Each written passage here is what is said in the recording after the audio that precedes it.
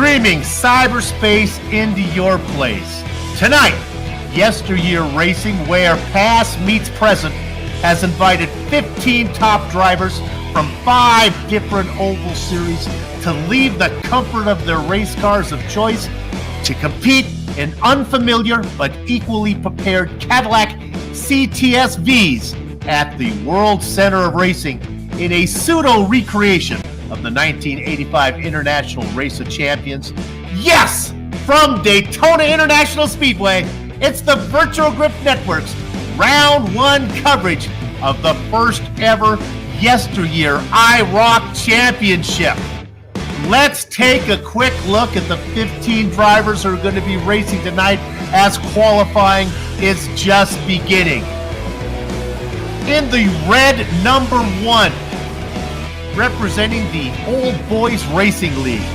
In 2024 alone, a champion in 6 different series, Josh Robinson. In the white number 2, from the Bootleg Racing League, BRL Season 30 Street Stock champion, Jeffrey Harden. In the pink number 3, from the OBRL, it's Season's Xfinity champion, Lloyd Moore. In the gold number 4, from the BRL, 3-time SK Modified Outlaw Crown wearer, Todd Liston. Behind the wheel of the sky blue number 5, representing Old Boys Racing League, it's Season 2 ARCA champ, Sean Foltz.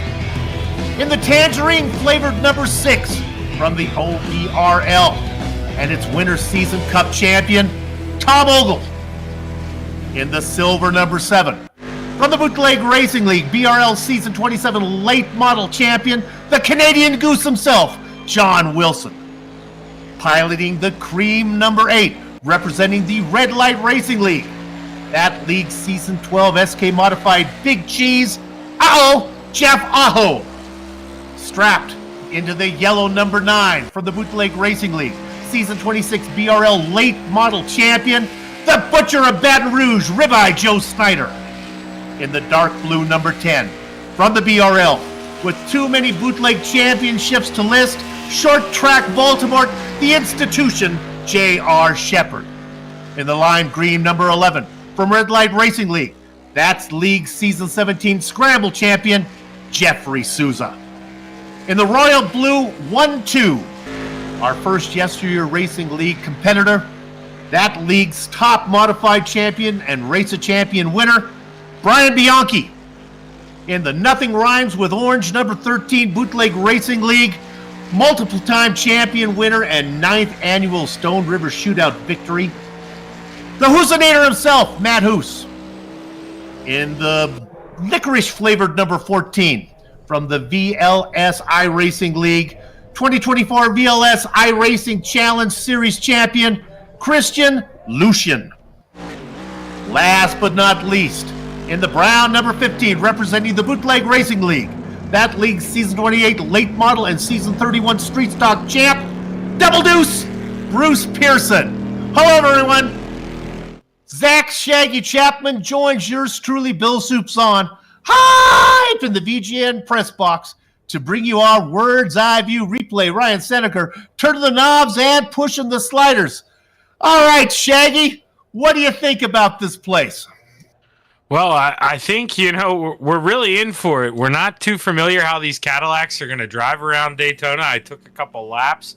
They should get around 50 to 55 laps for a tank of gas, maybe a little more if they're drafting, but we don't know how difficult it's going to be to pass tonight, Soup.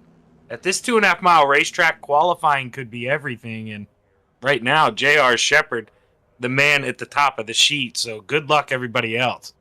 Early talk before this race is that passing is going to be hard. And when you look at it, and when AI takes a look at it, we're thinking it's kind of a battle here between Godzilla and King Kong, between, maybe Dracula and Voldemort.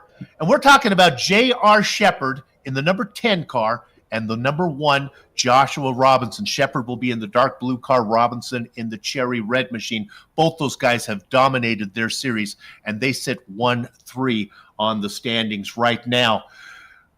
Shaggy, this super speedway racing is all about making friends, and I guess when it comes to making friends, BRL has the best of it. They got 7 out of the 15 drivers out there coming from that league. Yeah, and it really is.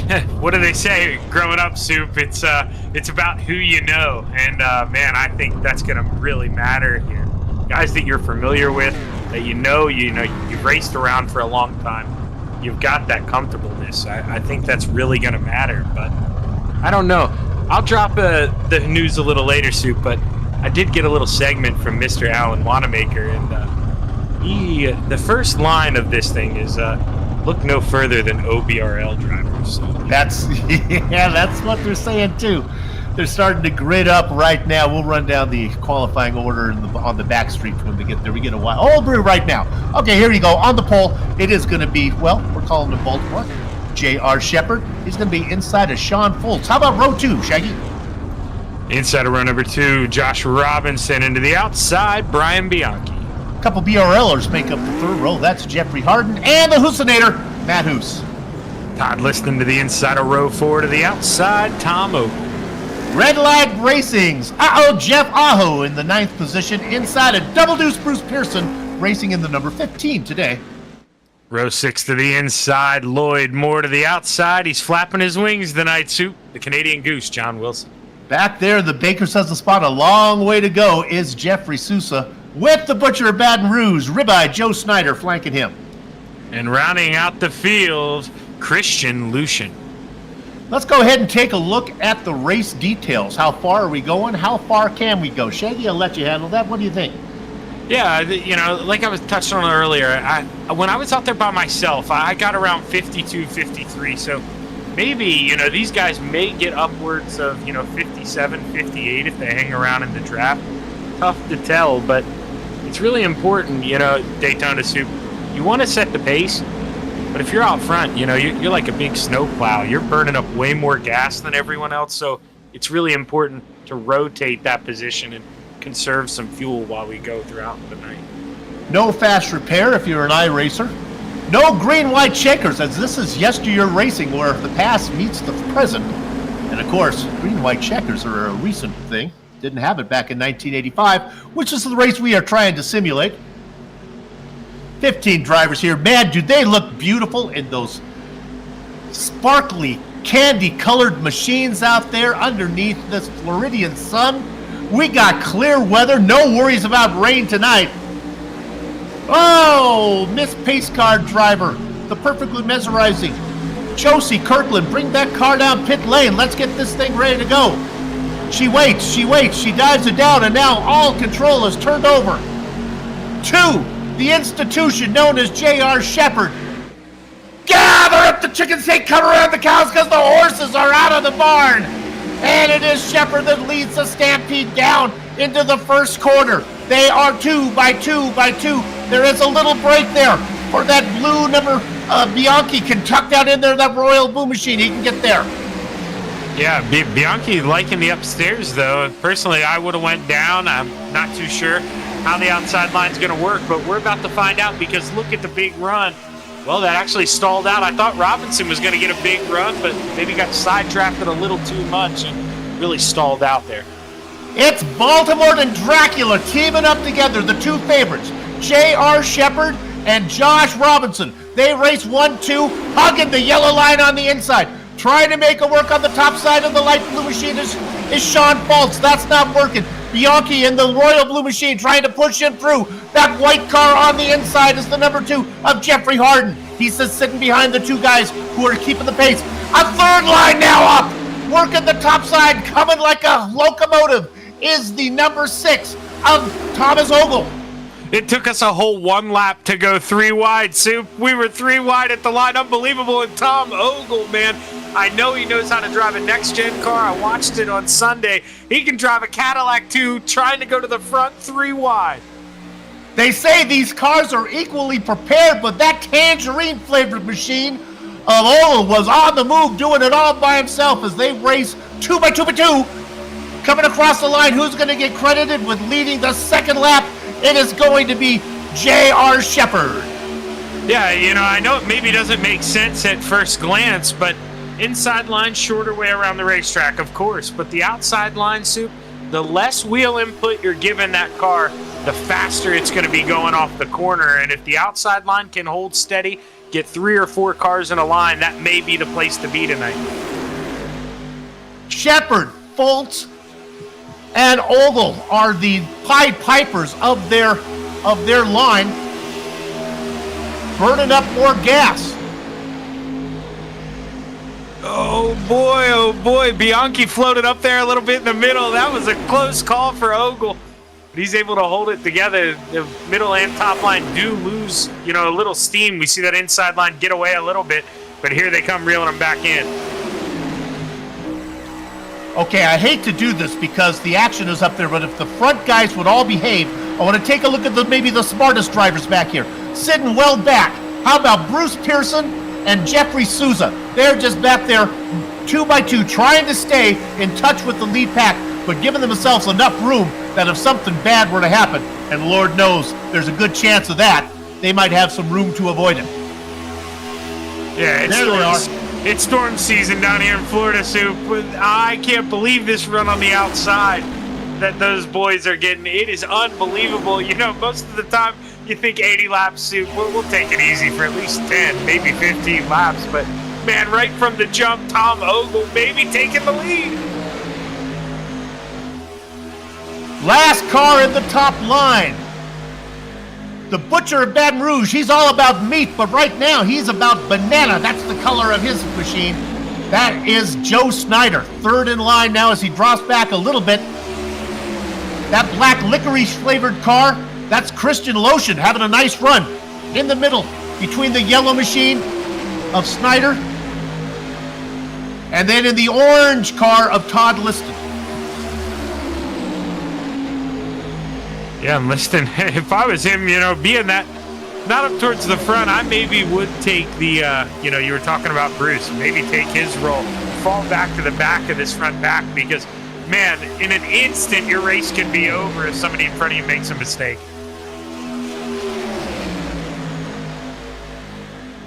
Anybody who's watched me call a race before knows that my rods and cones are challenged.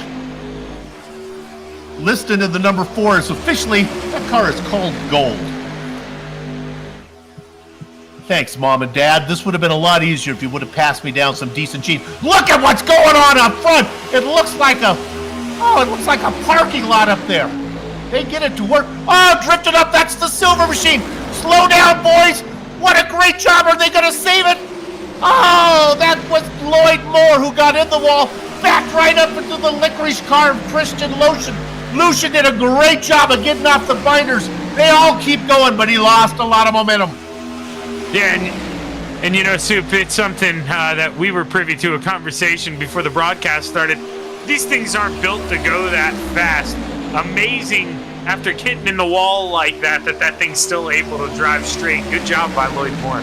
These are basically sports cars, and yes, they are, well, what's a good word? How about tender? The top line is doing a great job of being fast. The disadvantage with it is the closest line to the wall. For those of you new to the sport of racing, that's probably an obvious statement. I cannot get over what Ogle can do by himself.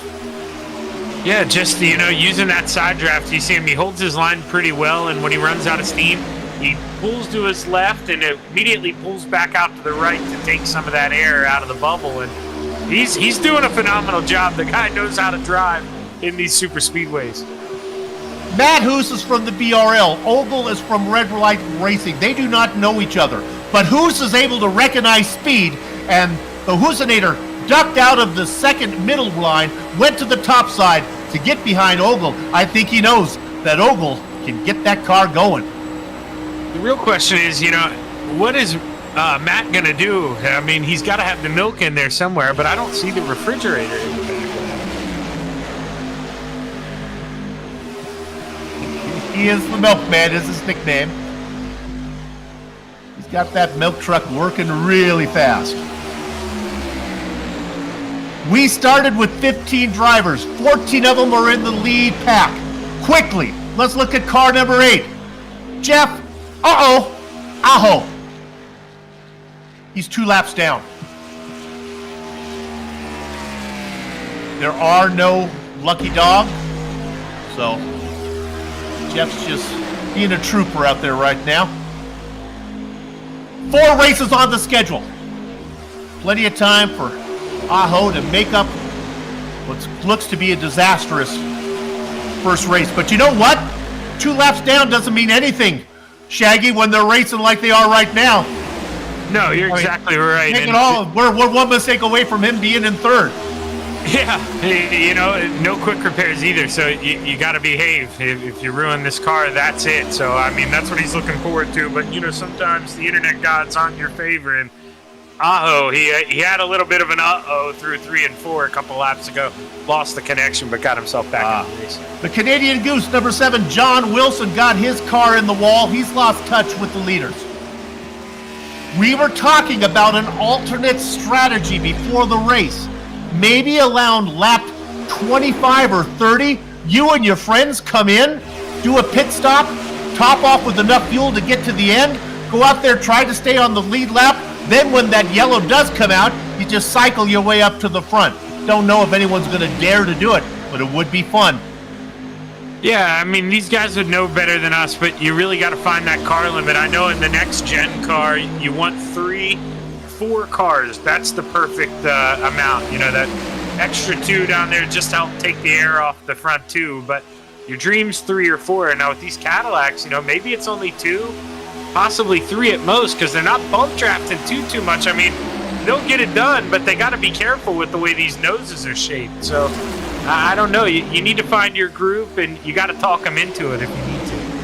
The number 12 of Brian Bianchi, that's the Royal Blue machine now, who's pushing the light blue, the light blue machine of Sean Foltz. They start to go forward. Maybe one of the fastest drivers out there, one of the favorites, is in that cherry red machine. We're talking about Joshua Robinson, but he's kind of pinned right now. There's just nowhere for him to go. J.R. Shepard has him pinned behind him. Shepard could win this thing. Robinson could finish 6th, and they'd only be a few feet behind each other. Yeah, I mean, that's Alan Wanamaker's pick for the race. He put him at plus 845 odds tonight. He said if he was starting out with $500 of play money this season, he put 75 on him to win the race here. Just so you know how the money line works there, you bet $100, you win yourself back your 100 plus 875. Let's see if we in the future we might want to incorporate that into our broadcast. Maybe let the fans do a little fictitious wagering in there. Whoa, my! Getting a little bit squiggly back there in the Snow White machine. That was Jeffrey Harden. He keeps the 2 going in the right direction. Yeah, and you know, I think your Ogle, you see that top line really check up. That's when you get scared. There's nowhere to go. You talked about the little bit of room he has out there. Well, it can turn into a lot less room if there's a problem on the bottom in front of you. So good job of checking up by him and being aware. Who's your big mover right now? Car number 14 in the licorice-flavored machine. That is Christian Lucian, but you better look quick because the way these positions change, who knows? I do not like the racing line that Jeffrey Harden is taking. Brandy is his wife, probably watching at home. Brandy, if you can go on in and maybe just give your husband a kiss on the head, tell him to settle down, baby. That white number, oh, mercy, the number 2 is all over the place. They are dancing the tango in a china shop, and somebody's about ready to break a tea set. They get it sorted out. Easy, Jeffrey. Yeah, you saw how quick those guys up on the high side backed out, too. We see Bianchi getting in the back of that light blue machine, the 5 of Foltz. Foltz had his hands full going through 1 and 2, and that scared that whole pack.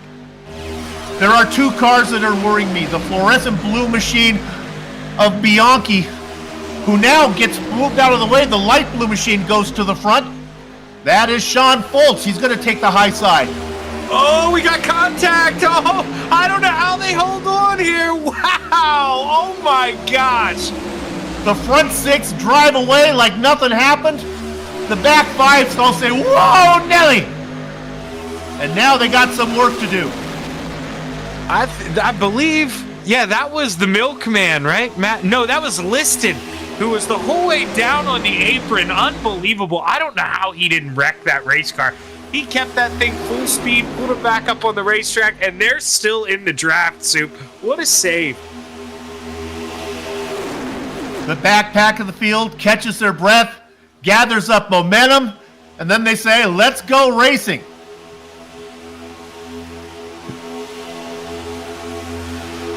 And, you know, speaking of the back half, we had saw earlier, Bruce, he had kind of lost touch, was losing the draft a little bit.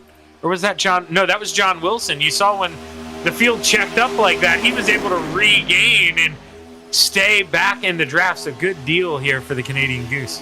Josh Robinson, tired of being boxed in, moves to the middle line and now shows what he can do. He now leads the field. Don't know if he'll lead across the line. J.R. Shepard has led 12 of the 15 laps.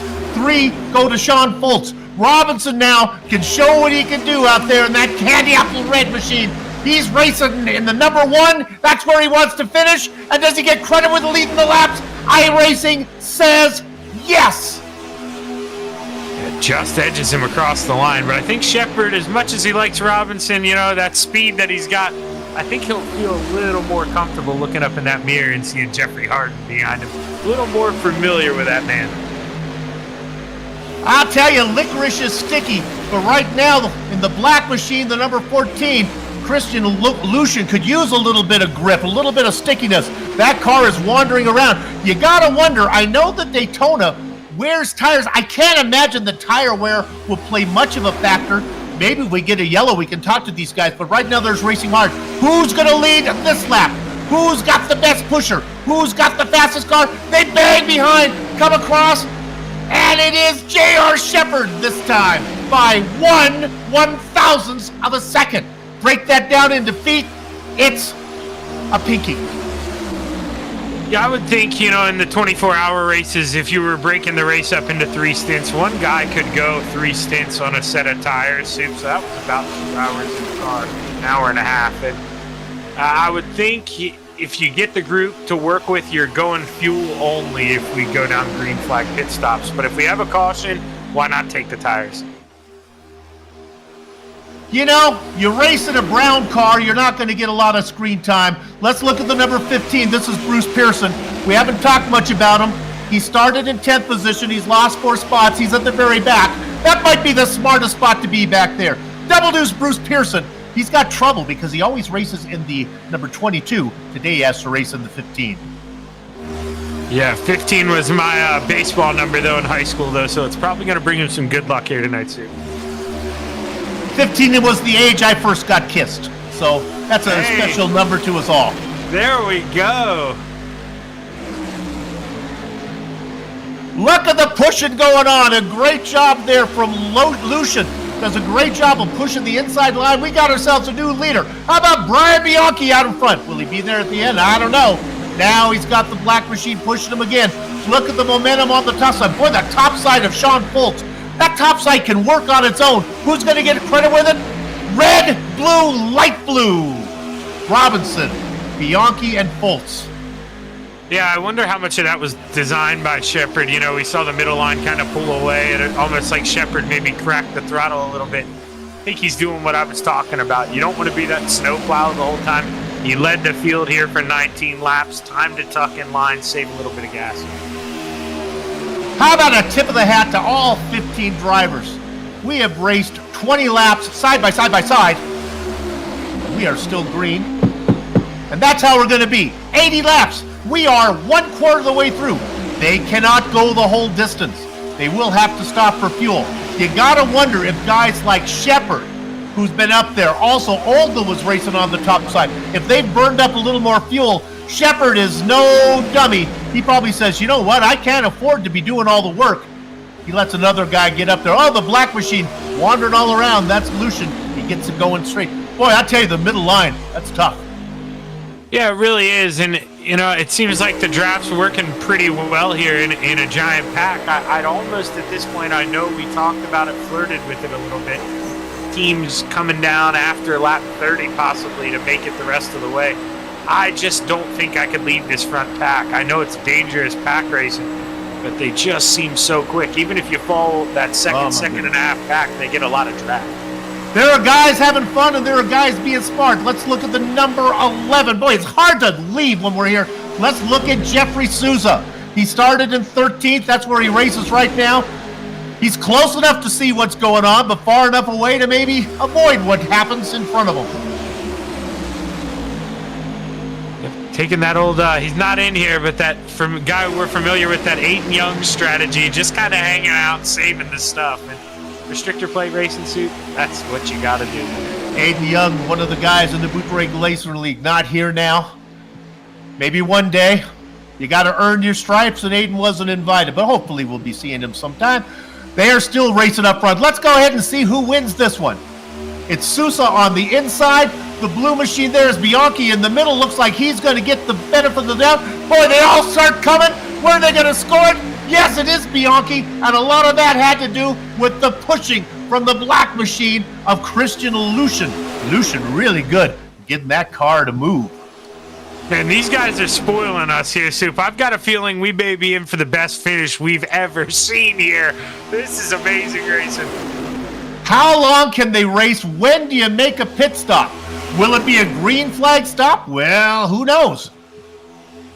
I'm telling you, if I'm guys, I think you can pit and not lose a lap. If you could get some friends together, I don't want to be like, you got some BRLers, maybe Liston, Snyder, and Pearson could all get together, come in and pit maybe in the next 2 or 3 laps, stay on the lead lap, get away from all the nonsense. The guys in front will have to pit eventually.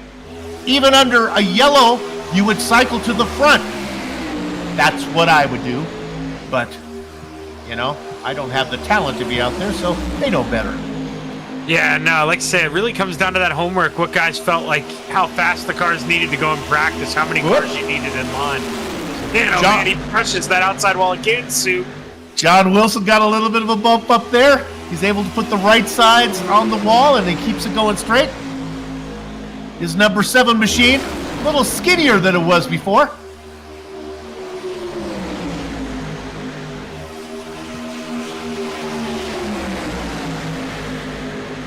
How about, you know what I'd like to see? How about a blimp shot? You know, they always tell, this is one the director tells me, stay in my lane. But let's look what it is here. They're lined up. They are all stacked up right now. Surprise us. Look at that. Oh, that's a great shot. No, I don't know why he was so nervous to show this. That's beautiful. You get all the cars in the picture going down the backstretch. Whoops, getting up in the wall. You can see it there. He loses some momentum.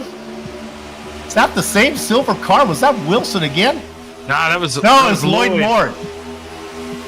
Yep, and That's Sousa, the kick machine.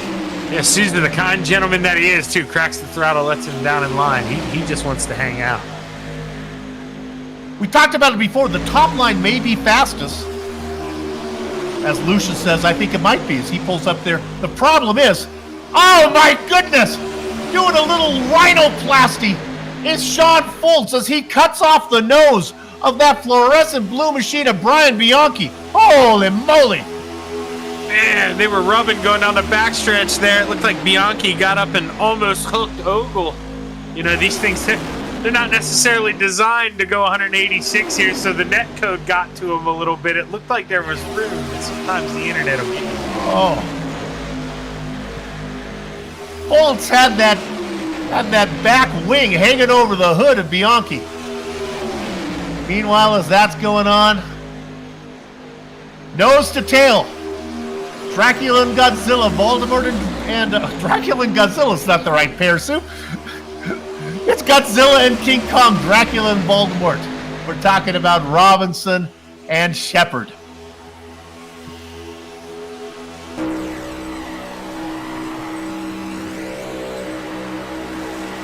Let's check it. Oh, they're in the wall. They're hanging on. Another one in the wall. Oh man, I don't know how they're hanging these together. This is crazy. Oh, there's a liquid stripe on the outside wall here at Daytona. Christian Lucian gets that car. The outside keeps it going straight. Checking up as well was the Husinator, a Matt Hus. Did a good job of backing off in that number 13. I mean, they wrecked 6 times there without wrecking. These drivers are for real in another class. They deserve to be in this IROC series. That was very impressive. Especially when you consider they have not had a lot of, this is not their car. This is all new, which is kind of what the IROC series is all about. Put them in something they're not familiar with. Some of these guys would be fast in a supermarket's shopping cart. Leading the inside line now is Foltz, working the top side. That is Thomas Ogle. And, you know, as quick as they make the mistake, that's as quick as they go right back to 3 wide. These guys, they all gas, no brakes here. It's the Tangerine Machine on top. The light blue car of Sean Foltz in the middle. And that red Robinson hot rod. Great pushing going on from the royal blue car of Thomas Ogle. No, correction, that's Bianchi in the blue car. Yeah, Ogle's the one up top the whole Ogle's time. Up top, yeah. Yeah, he keeps getting contact. I mean, that guy, Soup, if there is ever a war in the United States, I'm going to find Tom Ogle, and he is going to lead me and tell me what to do, because that guy, it's crazy. He's just, I mean, the guts he has. He keeps almost getting turned. He just goes back up there. He wants this thing so bad. Okay, buddy, you go to battle. I'll do the commentating, okay? Well, I was going to, you know, maybe commentate there as well, but I just said I'd go find him. He can do the lead. You've already volunteered. You're in there. Hey, tip of the hat to Brandy Harden. She did go up, gave Jeffrey Harden a kiss on the head, and I'll be darned if that number 2, the white machine, doesn't look a lot better now as he races to the inside. Oh, it took my breath away. That was Matt Hus that almost drifted down into him. Hus back there in the 13. He reached in the back of his cooler, took some milk out there. He almost did it again. They're getting close to each other through the tri-oval. Man, oh man, we're not even halfway, Soup. Watch the black number 14. He's on the outside. He's got some spots ahead of him. The car is quick, and he's going to pick up some spots. The outside line is going to work, but he's going to run out of space. Good pushing going on. I'll tell you, that royal blue machine of Bianchi can really push. And he moves Foltz out into the lead. The dark blue car on the inside, that is Shepard. The royal blue car in the middle, we're talking the second row, that is Bianchi. Then outside of Bianchi trying to work, that's the number 12. I'm sorry, no, it's not. Hang on. Who's that out there? Oh, that's Lloyd Moore in the 3 in the pink machine. And we've seen that thing get in the wall twice, so his thing was built strong today here.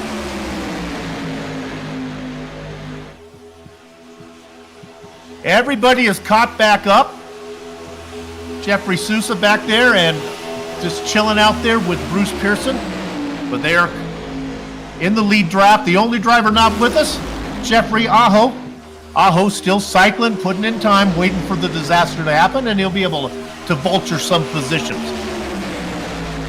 Remember, this is the first of 4 races in the series. We won't see it for a couple months. We show up every other month. And you know where we're going?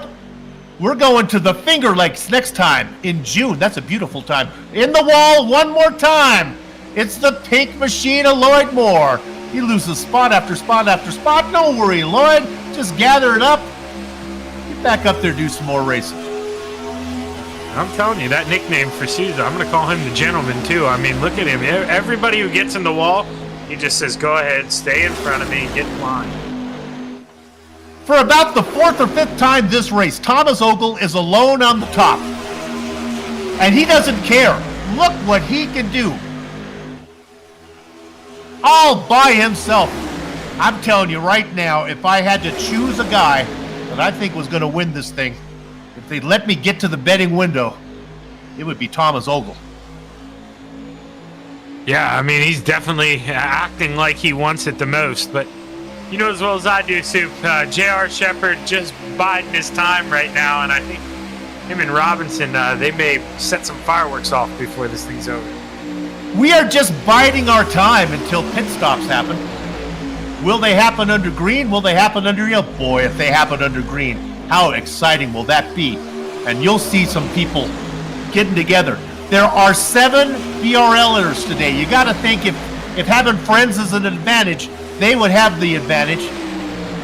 Red Light Racing only has 3. The Old Boys Racing League, well, there's 4 of them.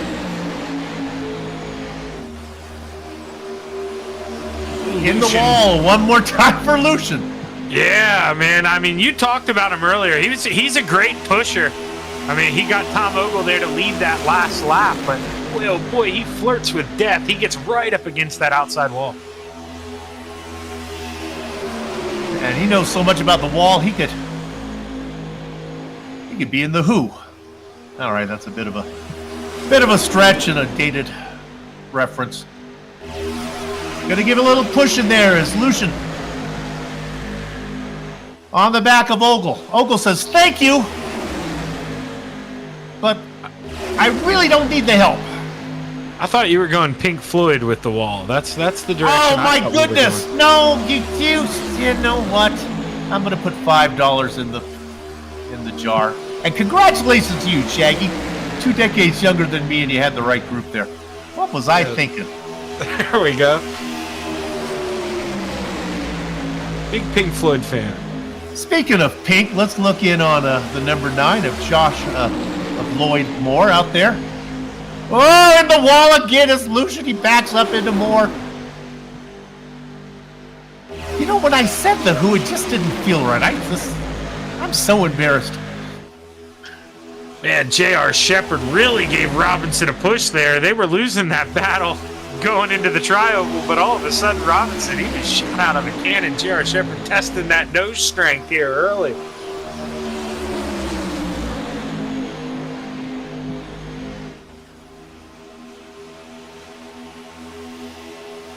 "37 laps in the book. Green the whole way." And I really do think now, you know, I mean, knock on it again, Soup, but we're getting close to that halfway point. No cautions. Now you do. You really got to maybe be in the ears of your teammates saying, hey, you want to come down here and pit. We don't all want to do this at once. It's going to be too dangerous. I think that's your best bet. Maybe go 4 or 5 car packs here down pit road. Oh, getting a little bit off center there was the blue machine of Brian Bianchi. Giving a push to Foltz. I was a little bit worried. These cars really, they kind of have a rounded back end and a kind of pointed nose. You would think that bump drafting wouldn't work very well. They're making it work right now. I would sure like to talk to some of the drivers like Shepard and the guys who are back there pushing the whole time and wonder about their water temperature, but apparently it's not an issue. Yeah, and I mean, I'm glad you brought that up. We saw that become an issue here in the YesterYear Next Gen on Sunday night. A couple cars blew up from overheating, so you do got to keep an eye out on that. I was watching that. They blew up like a Hezbollah beeper. It was awful. And that's the best reference I've ever heard. Too soon? I don't think so. All right. Never too soon. Ogle continues to be comfortable on the top. Thomas hasn't been credited with leading 1 lap. It's not how many, it's which one you lead. Speaking of that, Robinson looking to lead his 13th. That'll match him with J.R. Shepard. Whoa! Oh, the cherry car gets under the yellow line. They get it worked out. He won't be leading this one. That's going to go to Sean Foltz. We have 40 laps complete.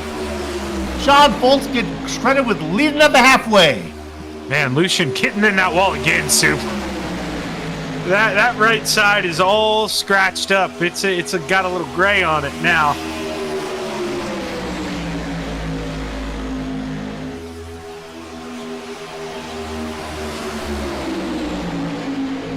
Let's look at Lloyd Moore. Got some momentum on the top. He can come whenever he wants to. For the first time in 40 laps, we have 2 wide racing and not 3. Lloyd Moore says, okay, Soup, I don't want to disappoint you. I see a clear road to the front. Here I go. Yeah, he called your bluff there, Soup. And all of a sudden, Tom, he doesn't like running on the bottom. We know that. He sees the lane open up. He's going to follow Lloyd. They change hands this time. Lloyd was pushing him for a little bit.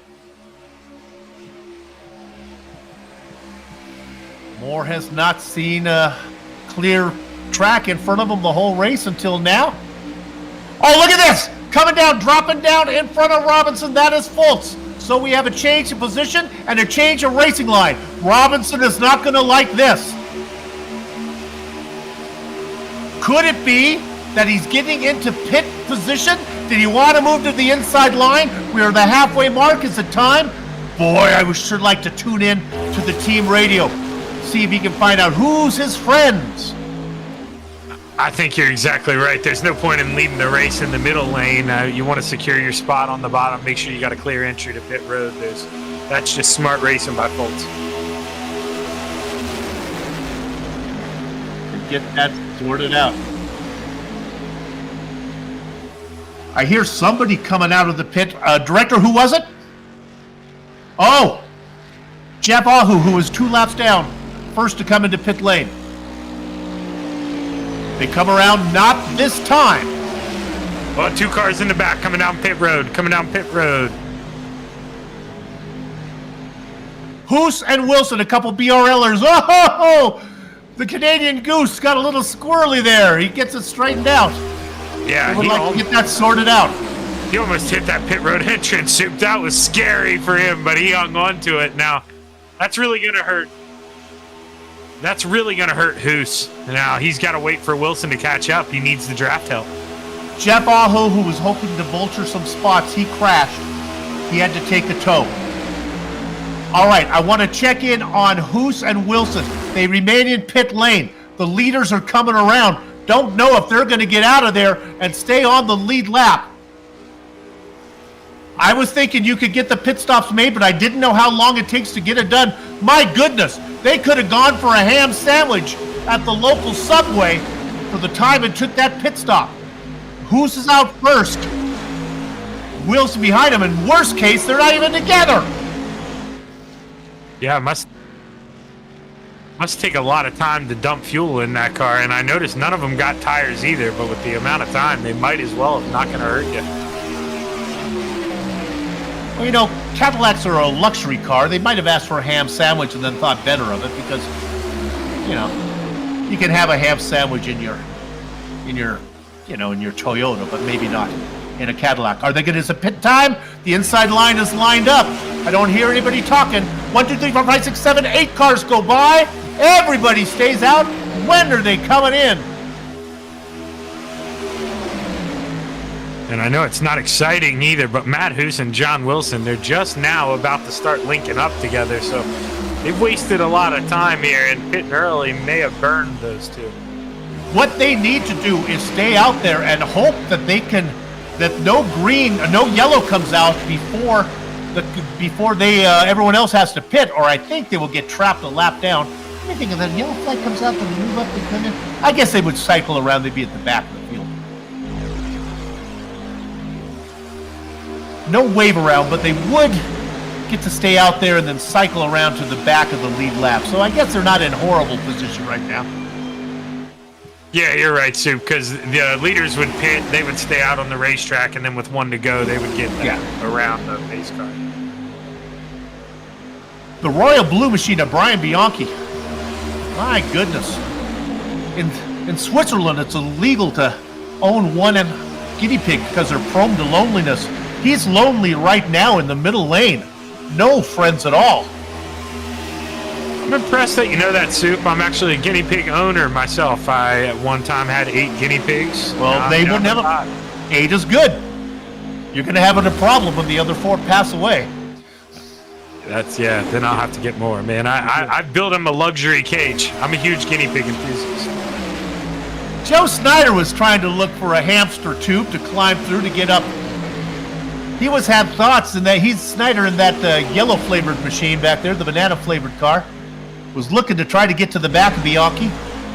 But that idea was thwarted when Thomas Ogle decided that the top lane was not for him. I think for the first time this race, we've seen Ogle in the middle.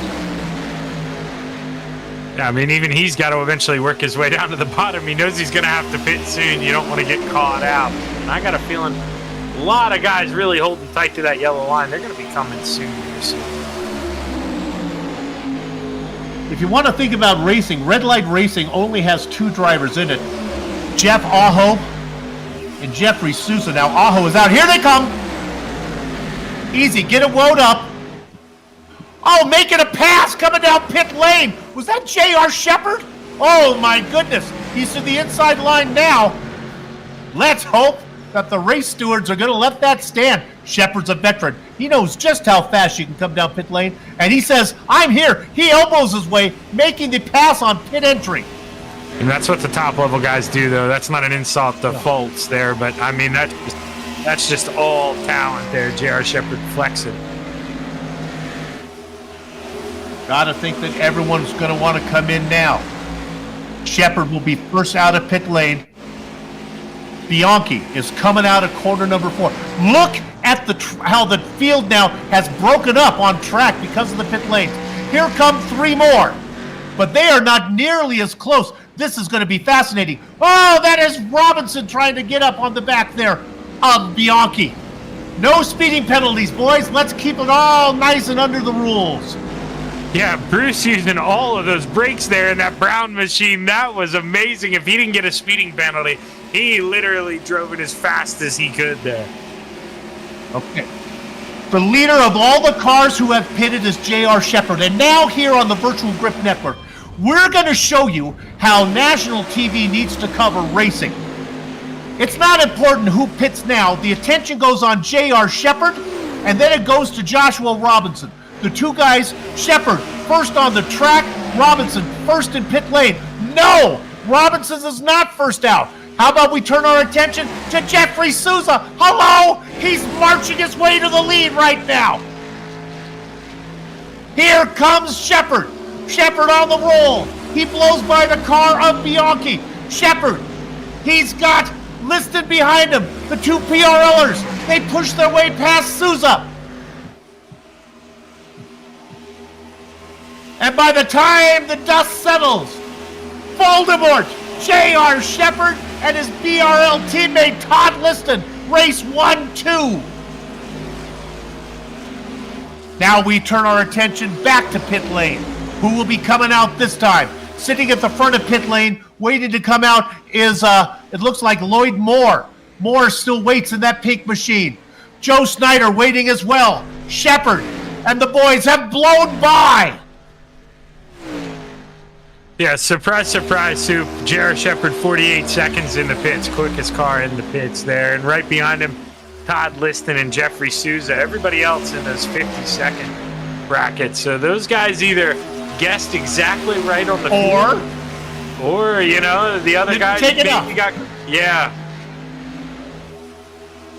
You don't want to take more than you need. You don't want to take less than you need. J.R. Shepard right now, he's got a familiar guy behind him, Todd Liston. I would not be surprised if we see a game of leak vlog here. If fuel is an issue, those guys may swap positions, just trying to nurse it to the end.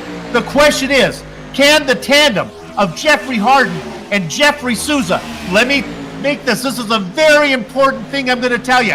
Jeffrey Harden spells his name with a J, Sousa with a G. They were arguing about it before the race. They decided to agree to disagree. But right now, it is the number 2 of Harden out front of the number 11 of Sousa. Can those 2 cars catch the front 2? Will we stay green the rest of the way? We hope so.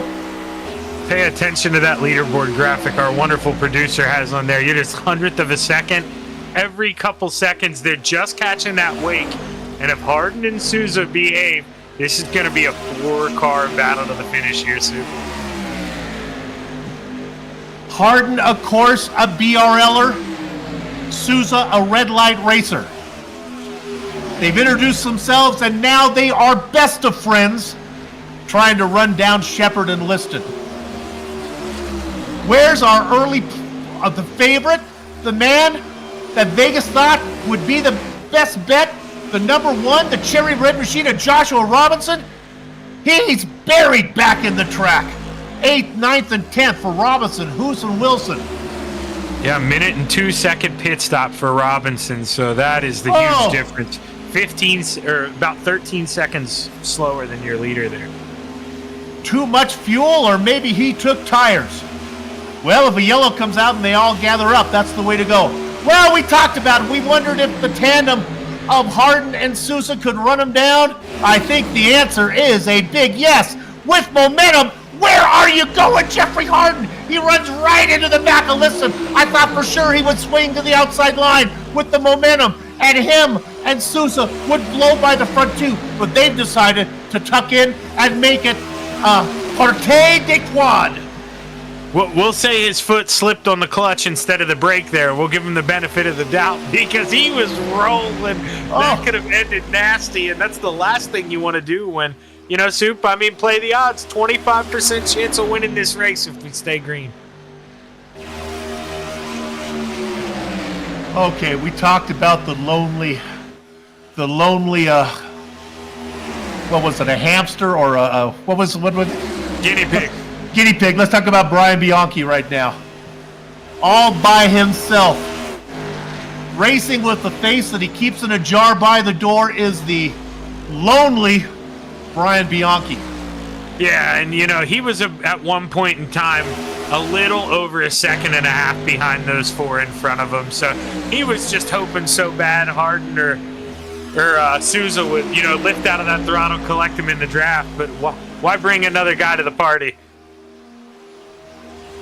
Drop back to the driver in 6th. He's led 13 laps this race. It's going to be hard for him to lead a 14th. We're talking about Sean Foltz, another driver all by himself. And Sean Help is a long way away. Christian Lotion, we'll run through. Let's go back and look at Christian Lotion. He's all by himself as well. And maybe these guys have a chance. Hoos, Wilson, and is that also Robinson in there as well?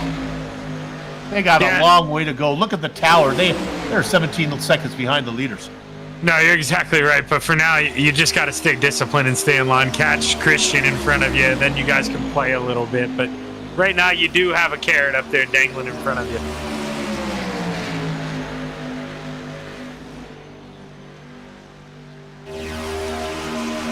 Are you able to look at pit stop times for the 4 leaders? Are you able to check those for me? Yeah, I got them right beside me. Shepard, Liston, Hardin, and Souza, they all have about the same time. As anyone took an extra short stop that maybe has fuel issues? No, they were all around the same time. Hardin actually 1.5 seconds longer than them. He was in for 51 seconds. So if anything, Hardin's the one who should be good as gold here on fuel. Let's ride off the tail of Souza and look back at 2 guys that are trying the best to get this. This is Bianchi and Foltz. They are tandem racing right now. They are nose to tail. They are coming, and I forgot about the darn wing on this machine. You can't see anything off of our camera. We're going to try a corner shot maybe we can get back there. Beautiful picture of the wing. You know, I'm going to put in a diva request. Next round, can we put a camera maybe under the wing? That would be a good spot for a camera. Right now, stationary shots of the front leaders that go by. Boom, boom, boom, boom, boom. Sound effects for you. And now we wait. Oh, my goodness. Oh. Yeah, I think Todd's got a hand up there. He's probably not very happy. You're that second car in line. You don't want to keep feeling that push, but at the same time, Todd, arguably in the spot where you want to be, P2 right now. So he doesn't want to lift out. He doesn't want to give up that track position. Well, honestly, if I'm the front four, I got to be saying, boys, there's no need to push. There's no way those guys are going to catch us here. There's only 22 laps to go. This is between us. The worst thing that can happen right now is a yellow flag. And the dynamic of this race, Shaggy, the way that it's spread out, this is really set up to go green the whole way.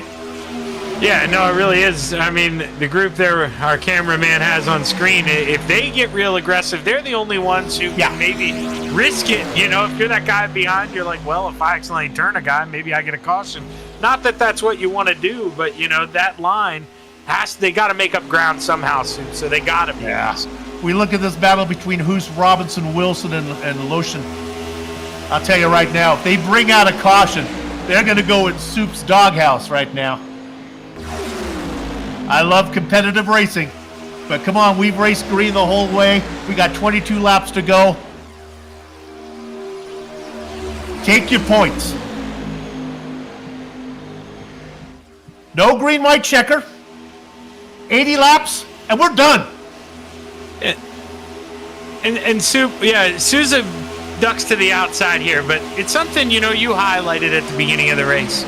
Different leagues for these drivers.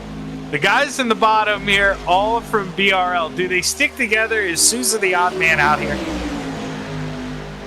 Well, I hate to be the bearer of bad news, but I'm afraid she's the ugly girl that doesn't get to sit at the important table right now at lunchtime. Yeah, and you know, I mean, Sousa really does. He's got to just kind of hang out and hope that the C's part on the last lap, because you see, he's not going to get any help. These guys are going to control the pace here and just make sure they're in a good spot to go for it on the final lap. We've seen the top line work on its own. Perhaps Jeffrey doing what is called a little reconnaissance racing, just going up there and see what the car will do 20 laps from now. Yeah, that's got to be what he's doing, just doing some homework, trying to figure it out. He saw he could get to the outside of about lane 2, but from there it stalls out. He's going to need some help, and this is where you're on the keyboard trying to strike up a deal. You get to the outside of the white car of Harden. If you can roll past him, get alongside Liston, then Harden will be forced to pull out behind you, and I'm talking about Sousa, and now all of a sudden, Sousa's got a chance maybe for Harden to push him to the front. Yeah, Sousa gave him a little bump there, but I think Harden maybe lifted, just wants to hang out there in third for now, because he closed the gap pretty quick and then let it open right back up. Somehow, the little square dance that is Brian Bianchi and Sean Foltz, they are making up time. Do they have enough time? 19 laps to get there. We'll keep an eye on it. How about all you little soldiers in Soup's Clipboard Army? Get out your pens and paper. Notice the distance. 6.5 seconds from Bianchi to Shepard. And honestly, it's not really how close to Shepard. It's really how close can he get to Sousa. Yeah, if they could make up 5 seconds and get to about 1.5 seconds, I think they'd start to pull air and really increase. But for now... Oh, I got a little bit worried there. A car on the top side. That's the Butcher of Baton Rouge, Ribeye Joe Snyder. Does a good job of getting out of the way. Now, this is important. Let's look at Snyder as all of a sudden he becomes a stepping stone. That's the best thing that could have happened to Bianchi, because now Bianchi has somebody to get behind and help pull him to the front. Yeah, and this is where, you know, I mean, he got out of the way of the leaders, but Bianchi's going to be yelling over that mic, please stay in the racing line. Let me pull as much air off that thing as I can. They're asking the Butcher to race as fast as he can, and take a look at that, Shaggy. Oh, it's got to be about 25 car lengths. Are they in the tow yet, do you think? Probably a little too far, huh? Yeah, I would say a little too far. You know, maybe with these things, they're a little more square. You could flirt around the 2 second mark, but 1.5 to 1.75 to be safe. And this is something that the front four have got to be, whether they've talked about it inside, it's got to be done telepathically. They know, let's stay in line. Let's not waste any time. We're not going to race as fast side by side as we will in a line of 4. No reason to bring Bianchi and Foltz into this one. We'll start our racing when we get a little closer to the end. Yeah, you're exactly right, because they've only caught him about a tenth and a half. It kind of fluctuates back and forth. So if these guys just stay in line, 4-car race here to the end. And, well, I mean, here, if you're J.R. Shepherd, you're just hoping that you've never done anything wrong to Todd Liston, because when you're out front at Daytona, you feel so helpless, Sue. Let's go back to car number 13, Matt Who's racing in 7th position. These 4 guys, you know what they have on their mind right now? Rivers in China and ribbons around old oak trees. Anything yellow is what they're hoping for. That's about the only way they're going to get into the mix right now. And again, a yellow may come, and to stay out of Soup's doghouse, it better not come from Hoos, Robinson, Wilson, or Lucian. Apologies to Christian, it's Lucian. I mean, who's holding that thing as still as he can, and Robinson giving him all he can handle, but these guys just 4 cars in a line, not really trying to race each other at all. It's proven to be a tough task. I don't know if they're going to catch. Look at the tower. Brian Bianchi now, he used the stepping stone of Ribeye Joe Snyder. That gap was once 6.6 seconds, is now 5.9. They've marched off a little bit of it. They're coming. Not sure if they're going to get there in time. What a great opening race. Yesteryear, where the past meets the present. Oh, how about 66 laps of green flag racing? Drama filled. Everything happened at the pit stop. Yeah, the whole way down the backstretch there, Todd Liston was hitting your leader, J.R. Shepherd. So I wonder if they've got the ears on Soup and they hear it. They're hearing the Jaws theme. Are those front 4? Boys, you are safe. Just stay out there, put it in. All right, Shaggy, this is going to be interesting. Liston has not tested. He's not really been racing up front at all. He has no idea what clear air is like for him. Same with Harden. I think Sousa was on the outside line a little bit. The only guy who knows what it's like to be out in front where he is right now is Voldemort J.R. Shepherd.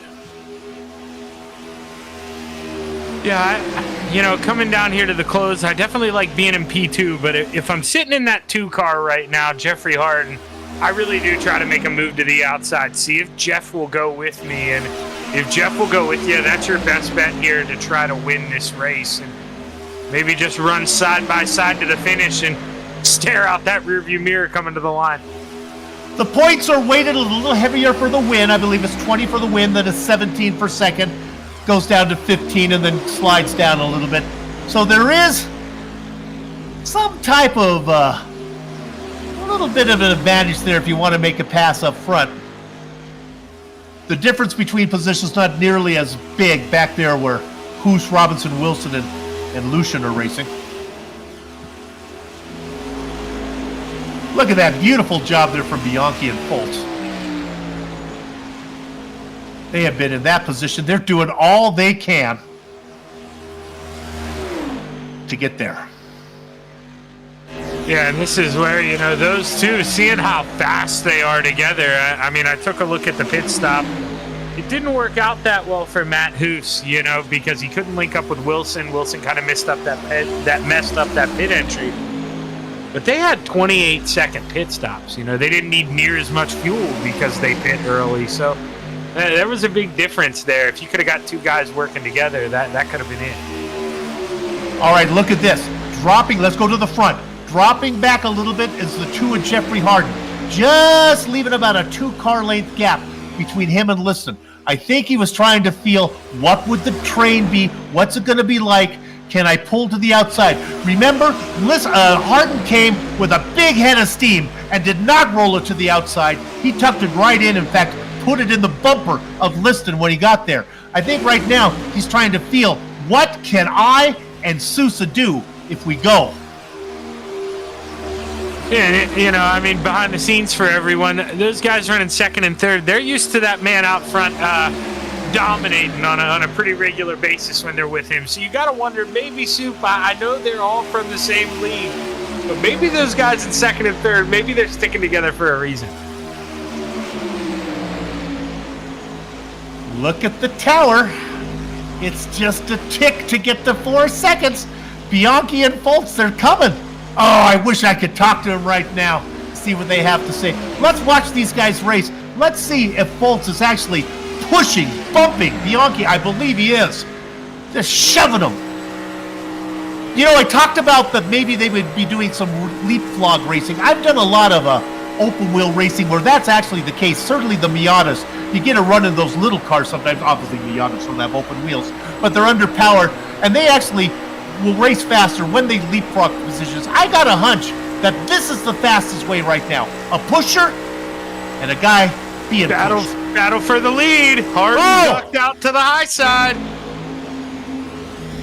This is the best news for Bianchi and Foltz that could happen.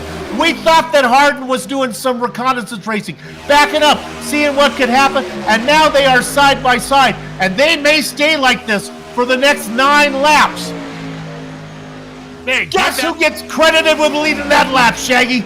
Yeah, give it to Harden at the line. Now I gotta wonder, Soup, with the way that move worked, did they just play their hand too early? Because maybe you do that on the white flag lap, you bring yourself home a checkered flag. If I'm Jeffrey Harden right now, I'm talking to Foltz. I'm talking to the car behind me there. I'm talking to Sousa, saying, let's back up again and maybe try that later. I don't know if Sousa will be willing to do that because it pretty much guarantees him a 4th position. But Liston would like to just get back there. Now that he knows that he can lead a lap, let's wait and do it on the very last lap. But do you know what that side-by-side racing has done? It's brought Bianchi and Foltz a half second closer. One more time, Jeffrey Harden at the line. Man, oh man, and now you're just hoping, if you're Jeffrey Harden, that Sousa's, chewing on the fact that he's probably not going to get better than second, maybe 3rd place in this race, and you're hoping he stays true to you, and maybe, you help him back in a couple months. That Snow White machine of Jeffrey Harden looked so squirrely early on when he was in traffic. Luckily, his wife came up, calmed him down a bit, and now he looks, oh my goodness, like he's racing with ice water out there. Smoother than a bikini wax is Jeffrey Harden. As he has led the last 2 laps, let's see if it works again. This time I think it's going to go to Shepard. Yeah, and we see on the camera there, 4.5 seconds, Sue, Bianchi and them. They've chewed up half a second with the side-by-side racing. It is going to come right down to the wire with them running down this front pack. And when Bianchi and Foltz get there, if they get there, they could be coming with a lot of momentum. We could see them roll to a 3 wide. Oh my goodness, don't go anywhere. We got ourselves 6 laps to go. It could be any one of 6 drivers getting the win. And, these guys, obviously they're not aware of it like we are, but every time you see Harden go down there, suck side draft off and woe up that inside line, it may speed him up, but it's slowing their pack down, and those 2 behind just keep reeling them in. Liston cannot be happy. Now here's an opportunity for Todd to move to the outside, but no, with a big roll up there. That is Sousa. Yeah, he left Sousa up there, but Sousa's got enough room. What's going on with JR? Does he like what he saw there a couple laps ago? Does he want to be that guy in 3rd place with the run late? I think he is positioning, and that positioning brings Bianchi within 4.3 seconds. This is right where Shepard wants to be right now, and Liston knows it. They're going to sit back there. They don't even want to be any closer than this. Shepard back there just waiting, and he's going to time it, and he's going to blow by him like a freight train. He's going to bring Liston with him. Then Liston's going to duck to the outside or inside, try to steal one away from Baltimore. But what that does is bring Bianchi and Foltz all the more closer to the lead train. No, you're exactly right. Think about it. If 2 tractor trailers running in line down the highway, if they space out a little bit in between them, they're widening up that air gap much more further behind down the highway. So those guys, they are starting to get that waking at them.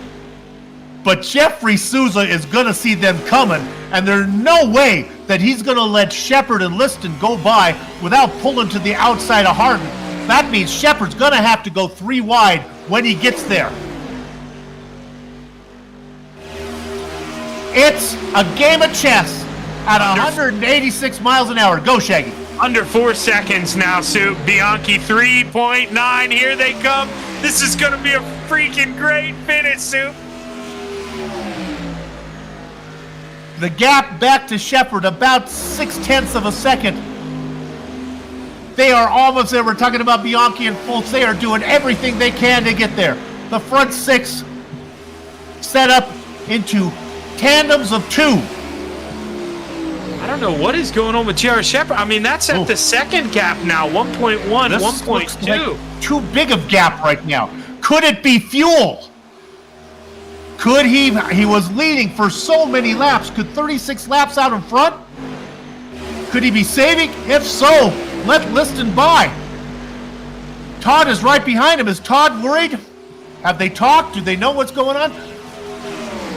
I am not comfortable with this gap right now. There goes Liston. He's worried about it too. He's listening to the broadcast. I think Shepard has fuel issues. Yeah, that's got to be it, Soup. I mean, this is unbelievable. Really slow now going down the backstretch, and here come Bianchi. 36 laps out in front for Voldemort. He might have been thinking there's no way this thing goes green the whole way.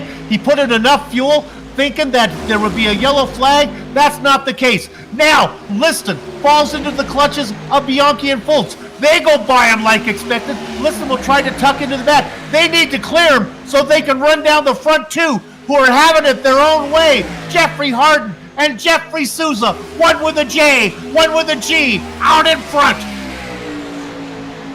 Yeah, that's got to be fuel or something for J.R. Shepard. He's going 130 mile an hour right now through turn 1 and 2.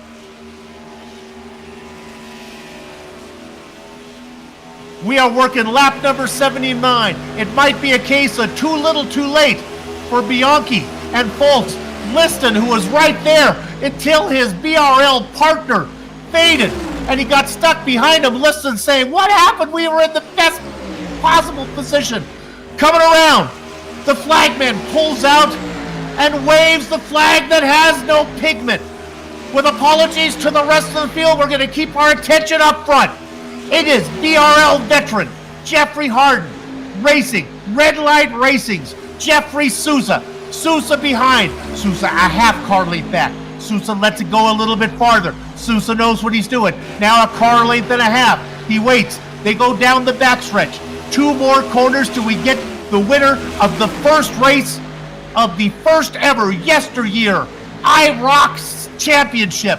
Here comes the momentum for Souza. He goes to the inside. Is there room? Harden leaves some room. They punch. No, they do touch this time. Pinning him down. It's going to be a drag race. They bump. Harden loses momentum. A drag race to the end. And it's going to be at the line. Jeffrey Harden. Oh, sweet sassy molassie. They don't get better than that. That's the cleanest finish you can have. Rubbing at 180 mile an hour. What a show. 80 green flag laps of racing here at the Daytona Super Speedway. Oh my goodness, we started with 15:10 finish on the lead lap. It doesn't get any better than that. Woo! The racing is over. We're going to take a short break, but our broadcast is not. We're going to come back, run down the finishing order, talk to some of the drivers up front. You're watching the Virtual Grip Network.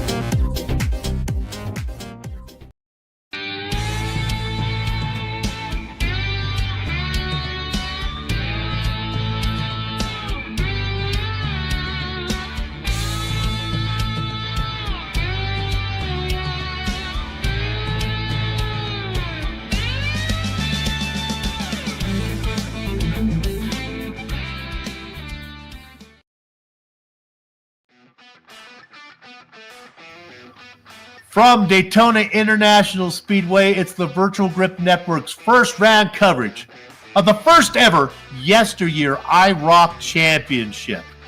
Well, folks, sometimes you lose a race thanks to bad luck. Sometimes you lose a race because you just don't have the talent.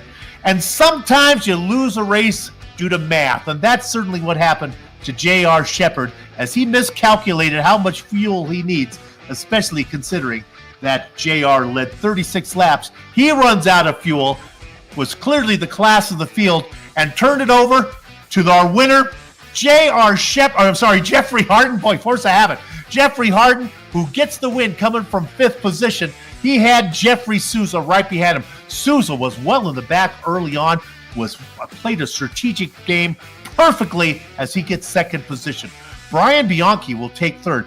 Poor Todd Liston had to be feeling he was in a good spot, right in the tail of J.R. Shepard until Shepard suddenly started to fade. By the time Liston caught on, it was too late. Bianchi went by him. Sean Foltz, who raced behind Bianchi trying to get to the leaders, well, he'll round out your top 5. Shaggy?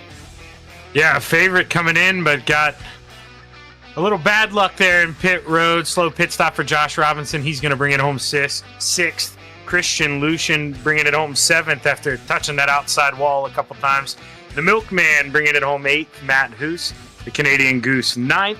And J.R. Shepard, well, you touched on it there, Soup. Leader for a long time. Looked like he was going to bring home the checkered flag, but miscalculation, runs out of gas, and, well, he coasts it back to pit road with a lap time of 2 minutes and 36 seconds. So good finish there for J.R. Shepard, able to bring it home. But Lloyd Moore brings it home 11th. The Butcher, Joseph Snyder, 12th.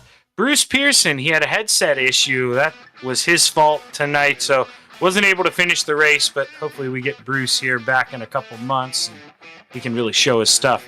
Tom Ogle, 14th. And rounding out the field, Jeff Aho. We here at VGN, we like to bring you the action, but we also care about you, the viewers. So as a public service announcement, here's an example of why not to gamble. Joshua Robinson and J.R. Shepard were by far the favorites coming into this race. They finished 6th and 10th.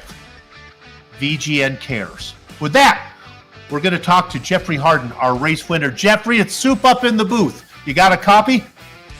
Oh, man, Soup. You don't even know how happy I am right now. All right, we talked before the race. You didn't come in very confident. Let me tell you the truth. Watching you when they were 3 wide early on, out of all the cars, you were the one taking my breath away because your car did not seem very comfortable. Was it just me feeling that way, being paranoid, or were you struggling a bit early on in traffic? Oh, I'm not used to the draft and seeing the cars shoot around. I mean, short track, see a car shoot around like that normally. It's because he's wrecking. So, my instincts are to make a move, and that's not necessarily the best thing in this style of racing. Then we get to the end. We saw you drop back a little bit, let a little bit room between Shepard and Liston when you had your partner Sousa behind you. We thought you were going to make a run. You go to the outside, and then surprise, J.R. Shepard has fuel issues, and he's kind of taken out of the picture, and now it's a 2-man race. Yeah, I would drop back because I was worried about fuel. I didn't put enough fuel. I think I finished with 0.2 when I crossed the finish line. And I drifted back and was hoping Jeff would push me and kept pushing me and let me save fuel.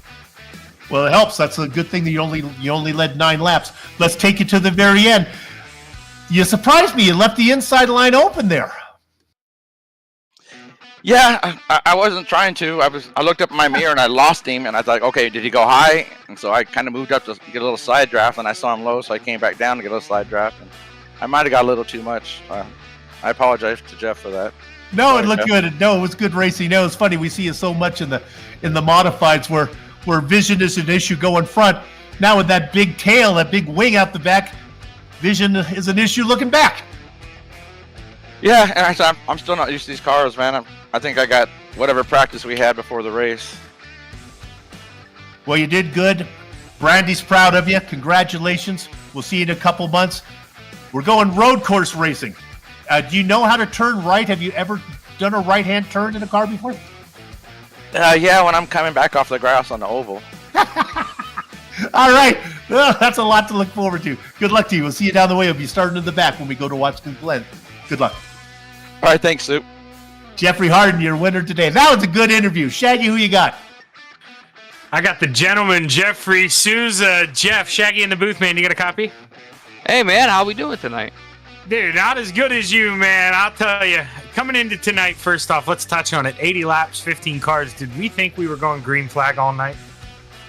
You know, normally most people would say, yeah, sure, 15 cars, you know, we're going to have a ride around and you know, be nice to each other until the end. But how this race started with all that 3 wide and 4 wide chaos, I was expecting at least 1 yellow. So personally, I was a little bit surprised that we went green. Yeah, I respect the honesty there, because that's why I'm calling you the gentleman, man. I saw you pacing at the back of the field. Anytime a car would even get in the outside wall in front of you, you'd let them drop back in. Was the plan to just ride in the back, and if anything bad happened, let it happen in front of you? Yeah, that was really the plan coming into tonight. I have not been able to get many laps at all. I ran some AI laps earlier this week just to get the feel of the draft. So tonight was more so first half of the race, get a feel of the draft around actual people, and then be able to figure out how much I need to make runs and such. And I think when we had that incident during the pit cycle there, that kind of opened up the window to be able to play those games without being log jammed, like it seemed like a lot of guys were that first run. Yeah, you know, it seemed like there you were about 1.5 to 2 seconds off that front pack. Were you worried at all, or were you confident in you and Jeff's ability to get back up there to the front too? Yeah, for a little bit there, I was worried because I wasn't sure on the situation for Jeff with fuel. I know I was trying to crunch the numbers when I was riding there towards the rear of the pack, figuring out, oh, can I take this much, that much? And I ended up going on the higher end of my number, and thank God I did, because I wasn't expecting to have to come out of pit road and go full throttle the rest of the race, but that was what we had to do, and it ended up working out. Well, you know, sometimes that's the way it goes, and you're exactly right, man. Started 13th, up 11 spots to finish on the middle step of the podium. Congratulations, Jeff. Trading pain at the line, man. You guys set the bar high. Congratulations. Who you want to thank? Yeah, it was a really good race with Jeff, and it was good we both stayed clean and didn't let the rest of them get back to us. But everyone at Triad Racing for everything they do every week. Souza Media, all they do for up here in the Northeast with work, and just got back from Daytona, working down there in Smyrna. Sten Analyzer for keeping my fuel numbers and making sure I know where my speed is overall, and you guys for putting this on. Obviously, you know, Alan has really put something together that I didn't really know what to expect out of it when I got the invitation. But I said, hey, you know, that sounds fun. These Cadillacs are pretty fun to run around a couple of different tracks that we're going to be at. So I said, let's try it out. And if the rest of the season is how it was tonight, I'm looking forward to it. Hey, Soup, don't hate me here, but I got to ask him one more question now. Go Jeff, ahead. Are we a real-life racer? Is that what I heard? Were you racing? I'm not, sadly. Sadly not racing, but media. Doing the media for the racers. Yeah, Well, hey, man, hey, that's cool. I'll tell you what, that's why I'm sitting up here. That's the goal one day. But Jeff, man, he too. Hopefully we get to hear from you again soon, brother. Great race. Sounds good. Hopefully we'll talk to you next week. Jeffrey Souza finishing second, and now we get to talk to Brian Bianchi. Brian, you put on quite a show. There's so much to talk about. Let's talk about you and your partner there at the end, Sean Fultz. You were trying little by little to reel him in. You almost got there. Oh, man, what a run. Took me a couple laps to figure out how Sean was pushing me, but once I figured that out, man, we were flying there. Through the short shoot, I was hitting 192. That was the fastest I was hitting all race with just 2 cars. And when they started to go too wide in front of you, I think it would have got there. You just didn't quite have it there. And then you had to race a little bit as you caught Liston. Yeah, we caught Liston. I tried to go outside of him and keep going, but he was able to hang on the bottom. So I said, well, let's get behind him and see. Maybe we can catch the top 2. And then he kind of got a little squirrely coming out of one. And I got under him and finished third. Yeah. How much? Go ahead. I got to tell you, Alan Wanamaker has not hit it out of the park again. I mean, to have the the racing that we had 3 wide for, I don't know, 50 laps. Yeah. That's, amazing. God, tip of the hat to him. Tip of the hat to the boys that were able to do it, and tip of the hat to the car that I thought put on a pretty good show. You know, how much fuel you put in during a yellow flag stop here at Daytona really doesn't matter. Whether you come out first or 12th or 13th, you're still going to be in the lead pack. But under green, a few seconds cost you. Did you have any clue about what you needed? And did you take more fuel than you needed?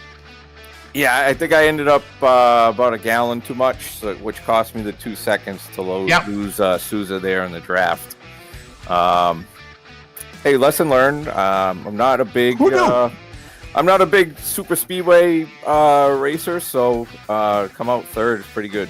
Well, you know, it's a double-edged sword. The guys up front won the race finishing on fumes, and J.R. Shepard, who might have been the class of the field, cut it too short. You saw him, you blew by him as he was trying to milk it home. So it's tough. Who knew the green flag fit-stops would be so important? Yeah, who would have figured we would go all the way on green? I mean, that was, again, like I said, Alan really hit this one out of the park. Congratulations to everybody who put on a good show. It was a great broadcast. Good luck to you. We'll see you down the road. Can you turn right? Do you have any idea how to do a road course? We'll learn. You know, I got some road course experience, but we'll put in the time, and hopefully we'll be up in front there too. Good deal. Congratulations. We look forward to you in a couple months when we go to the Finger Lakes and Watson's Glen. Brian Bianchi, our third place finisher tonight. Well, that's going to do it for us. When are we going to be back again? We got so much stuff happening on VG, and I don't know what's going on. YesterYear Racing, the IROC series. We're coming back we're going to Mid-Ohio. Oh, you know, I said we're going to Watkins Glen. I apologize. That is the Red Light Racing League that's going to Watkins Glen. This road course is to be done at Mid-Ohio. That's going to be really fun. Round 2, Tuesday, June 10th, 8:30 p.m. Eastern. But before then, how about the Red Light Racing League, SK Modified? This is the one I was talking about. Oh, my goodness. 2 road courses on the same graphic? That's never been done on the Virtual Grip Network. That's right. We're going to Watkins Glen International Raceway. We're going to see SK Modified try to work that twisted course. That'll be fun. Don't want to miss that. Those races, future broadcasts, past broadcasts, all the production of the Virtual Grip Network. With that said, until next time, have fun storming the castle.